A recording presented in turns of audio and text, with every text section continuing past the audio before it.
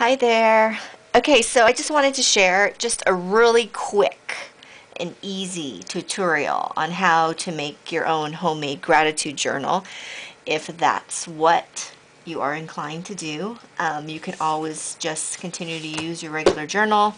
This is my regular journal, but this year, since I was really being intentional in choosing joy and being grateful, I wanted to do something that I could pull the journal back out and look at it, and all of my gratitudes and everything that I am thankful for would all be in one place. So I have a ton of supplies, and I found these papers that I had. I don't know how old they are. They could be like 7 years old. Anyways, I have a page for every single month of the year. These are just 12 by 12, and I'm sure scrapbook stores have them. Anyways, that's where I got the idea of doing one per month. So I started with my January one, and basically the way that I use them is I, just write down every day at least 3 to 5 things that I'm grateful for. I did find that the first one, that January one that I did too many pages in it, so because I have some blank pages at the end. So then in February, I have this one, and I did less pages. I didn't get as fancy with it. However, I like it, and so I'm going to go ahead and demonstrate with making my March journal. So what you're going to need is, I'm using 12 by 12 just because I liked the shape of this book, and it's just different. The size is different. I thought it was cool. So I'm not cutting my papers down. I'm just using them as is. So my March paper, and then I have a couple of colored cardstock. Those are 12 by 12, and then this is a piece of vellum that I'm going to use as a filler page. You can use any size paper that you want. It doesn't matter. It'll all go together the exact same way. So this is what I'm using. You're also going to need some string to bind it. This is baker's twine. You can just use regular twine. If you have regular twine, that's fine. You can use ribbon. Just be creative. You're also going to need a bone folder if you have one. If you don't have one, you can use the edge of your scissors, something to poke holes with, and some glue. Alright? So, let's get started. Okay, so the first thing I'm going to do is, because I like a hard front and back cover, and this is pretty thin, I'm just going to take my cardstock, and I'm going to go ahead and I am going to attach my 12 by 12 paper on it. You can use a glue stick. I use my handy dandy advanced tape glider. Ooh, everyone say ooh. And so I'm going to go ahead and do that, and then I'll come right back. Okay, so I have my paper stuck to my cardstock. And so the next thing you're going to do is, with your paper or your cardstock, whatever you're using, just go ahead and fold it in half as best as you can. It doesn't have to be perfect. This is where you use your bone folder, folder,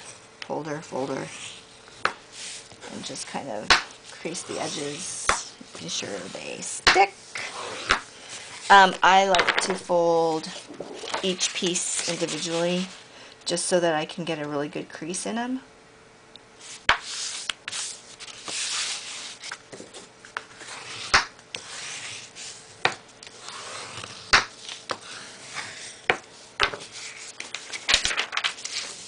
And then this is my vellum.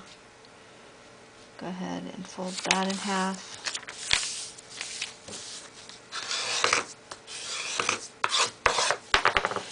And see, I already have my pages. How easy is that?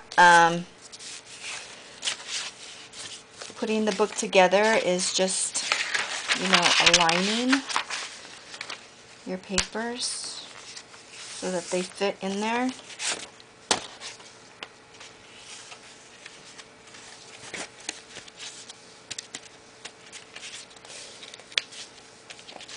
They might stick out a little.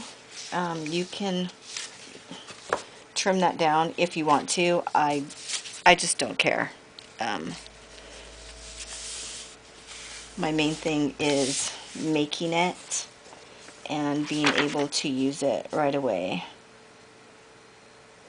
So I just line up my papers, making sure I have them where I want them. I'll pull it up a little.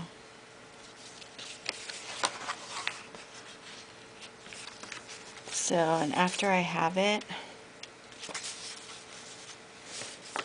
I use these clips to hold it together.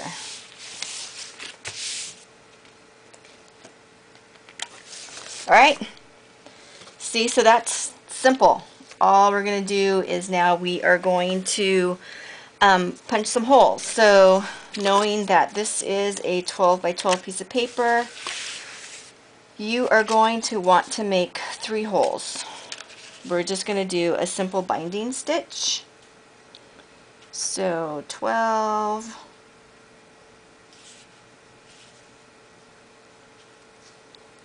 so I'm going to mark, I guess you need a pen too, or a pencil, 3, 6, and 9.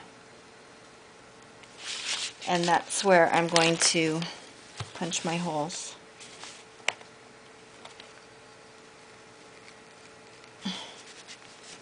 You know what, you should, if you can, put something underneath it. So I'm going to put something underneath it, punch my holes, and then thread my string, and I'll be right back. Okay, so I poked my holes at the 3, the 6, and the 9. You would measure your paper according to the size of the paper that you used. I went and I got this craft mat so that I wouldn't poke a hole in my table. And then with your string, go ahead and just kind of eyeball. I usually do like double of what the length is, so maybe about a yard. And so you're going to just do a really simple, very simple bookbinding stitch. So this is just a regular upholstery needle. So you're just going to go ahead and you're going to go through the middle, right there, pull it through, and just kind of leave yourself a tail right there. As you can tell, for February's one, I put ribbons on, and then January I did beads and some charms. So I thought for March I would string on some buttons. And this should be, let me see if I can even get these through. Yeah, I can. Alright.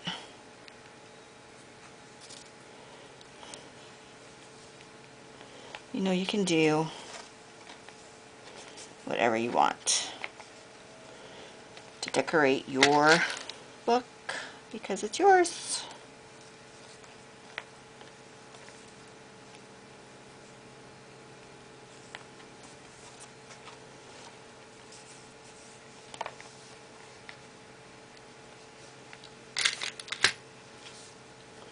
Yes, I have a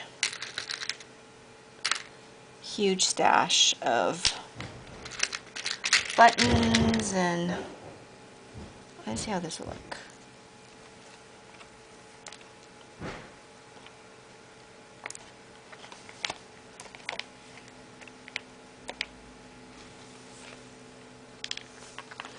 Not really feeling that one, guys. Take it off. Take it off. Let's just go with this one.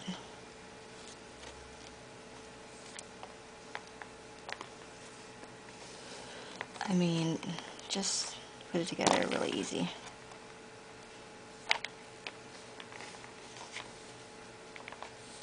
You can fix how they lay down after, but you are going to then go down through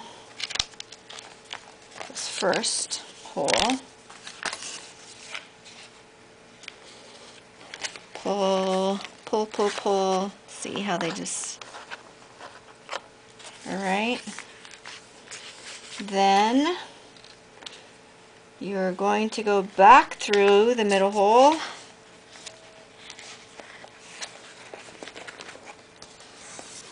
pull, and as much as you can, you want to, since I added some dimension on there, you want to pull it as tight as you can. And then you're just going to go right back through this bottom one.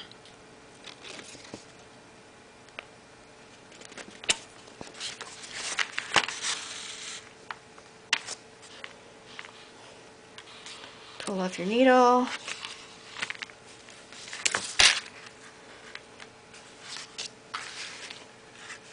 And you're going to tie a knot. Not get it stuck on things. Oops. Okay, and I just kind of line it up to where the middle hole is.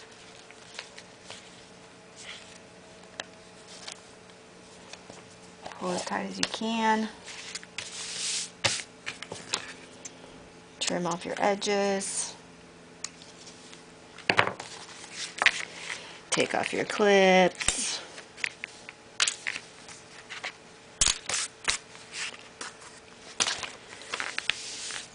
And bam, you got yourself a journal. Open it up, some page there. So, you know, at this point, what I usually do is I'm going to go ahead and embellish it just a little bit more. I think I'm just going to stick with the whole button theme. And I usually like to add some texture on the inside of it. So I'm going to go ahead and I am going to embellish, and then I'll come back and let you see, whoops, how I finished it. Alright guys. Okay, so here is my finished product. It's ready to go. I don't spend a lot of time embellishing because if I overthink it, then I am the type of person that'll get frustrated and I'll stop working on it and then it'll never get done. So I just really quickly just slap things on. So I just gave it a little title, Gratitude Unlocks the Fullness of Life, added more buttons, and then I usually go through and add some consistency to the pages. So I used a stamp this time, and I have a love affair with bubble wrap. And so bubble wrap and acrylic paint and the stamp, and I just carried the theme all the way through. It's sticking. And that's it. So that is my gratitude journal, and I'd love to see yours after you create it. Alright guys, thanks. Bye.